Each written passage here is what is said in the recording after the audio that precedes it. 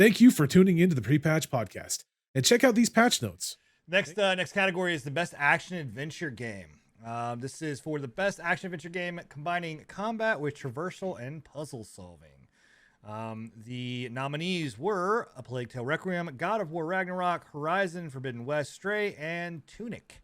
The winner that the Game Awards chose was God of War Ragnarok. Scruffy, additions? My pick might actually surprise you, but I will say first there are a lot of good runner-ups on this list. Heard a lot of great things about the new A Plague Tale Requiem. I've heard great things about Tunic. I am a fan of the cat simulator, but I don't think it should have won here. But because it doesn't really scream action. I mean, this is action adventure, but the combat in that game is so light. Yeah, so shouldn't have fucking won any of them. And then I'm not a big Horizon person, but I know they're good games. And then of course God of War. These are all solid picks, I think. My personal pick would be actually Grounded. That officially came out this year, and as a blast of a time. Lots of fun action and adventure. It's got a lot to explore in that game. It is a difficult game. It's the action in that game is actually very terrifying. If you know anything about being in Grounded, you're essentially a little squirt, like Honey, I Shrunk the Kids, fighting giant insects, and it is terrifying. I've never been afraid of a beetle as much, or a ladybug as much as I have. A ladybug. So yeah, no, I think Grounded really deserved some light here. Again, though, I think to nobody's surprise, God of War takes it just because it's God of War. But my pick would be Grounded. Okay, Bill. Yeah, God of War was a very dope experience, and I've thoroughly enjoyed the entire playthrough of it.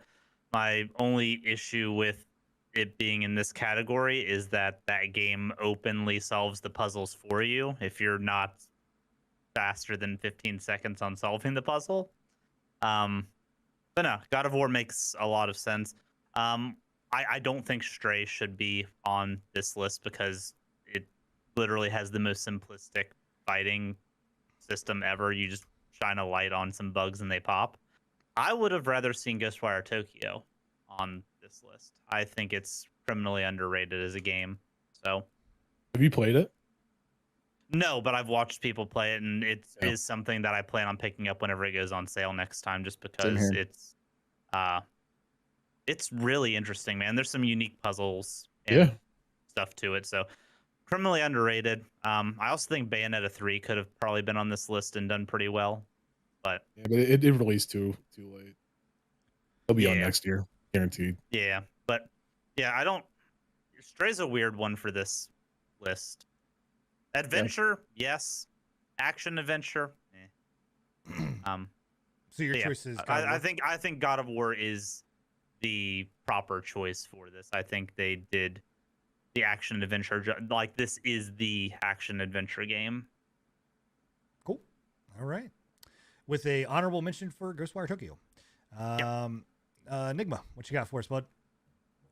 I'm in agreement with Bill where I think Ghostwire Tokyo should have been at least featured on here. Granted, it didn't have a great introduction into the world, right? Like it was pretty buggy.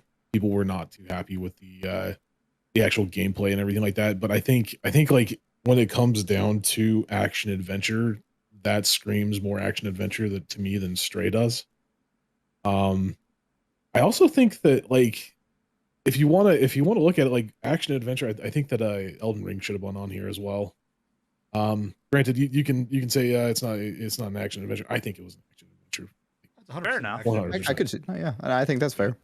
I think honestly it should have been on here. I think Plague Tale should have won over God of War personally, because Plague Tale is a close second. It's a close second. Because like you said, like God of War, when it comes down to it, like I keep going back to the whole nothing really changed. Like I don't really feel like God of War did anything new. And in fact, like you said, with the actual like puzzles and shit, like they pretty much solved everything for you, which completely took out that entire aspect of the game for people that enjoy it, which was not a great aspect. But I think I would have voted for Elden Ring for this one personally. Okay. With a Plague Tale as second and God of War third. All right. So mine, I have a question because this is going to dictate as to whether or not mine changes. So are we allowing games that came out before, like last year, on a certain platform and then released on a new so I'm speaking specifically for Spider-Man. Like Spider-Man came out, and I'm talking about the Miles Morales version, came out on PlayStation. No. I don't think so. Yeah. Okay, so No. if we're not allowing that, then I actually downloaded and played a game because of the Game Awards. It's been on my list on something that I've wanted to try, and Neon White. That game is fucking phenomenal. It is a 100% an action adventure game in my mind because it is all about like traversing the world with a cards-based system. It's combat, it's puzzle solving, it's run-based.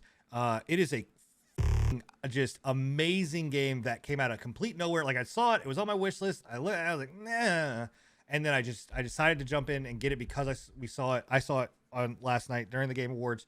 Tried it, and holy shit, that game is amazing. Like it really is. I don't consider it action adventure though.